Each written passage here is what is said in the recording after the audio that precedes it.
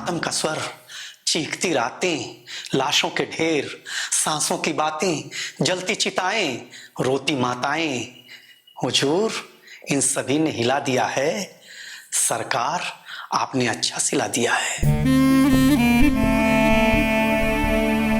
हुजूर, जब आपको सुनने के लिए पूरा पांडाल भर गया था, उसी समय उसी पांडाल से थोड़ी ही दूर एक मजदूर कोरोना से तड़प तड़प के मर गया था।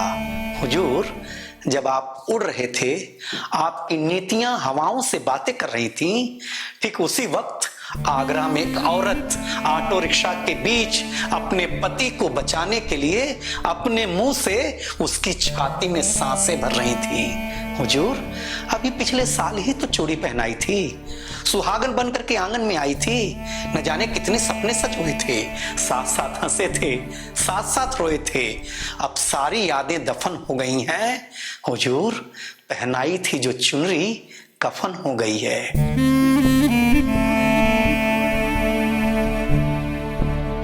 इन घटनाओं के गुनहगार आप हैं, हम गरीब जनता हैं, आप माई बाप हैं। हुजूर, मैं जानता हूं कि ये महामारी है, बड़ी खतरनाक बीमारी है, इससे अकेले लड़ना आसान नहीं है, लेकिन हमारा दुख तो बस इतना सा है कि आपका हम पर पूरा ध्यान नहीं है। अगर होता तो सीट और जिंदगियां हारने की खबरें एक साथ आती, अगर होता तो ओट और लाशें एक साथ गिनी जाती। हुजूर, आपने पटेल की मूर्ति बनवाई, आपको बहुत बहुत बधाई।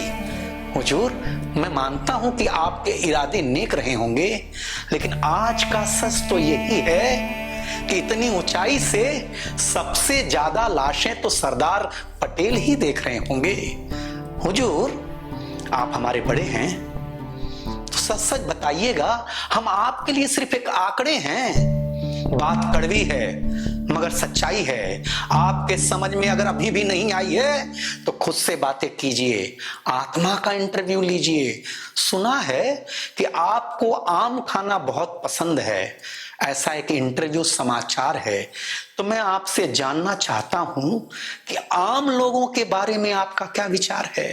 हुजूर, अगर आपके दिल में नहीं खोट है तो आपकी आत्मा चीख चीख करके कहेगी, हम आम जनता आपके लिए सिर्फ एक वोट हैं।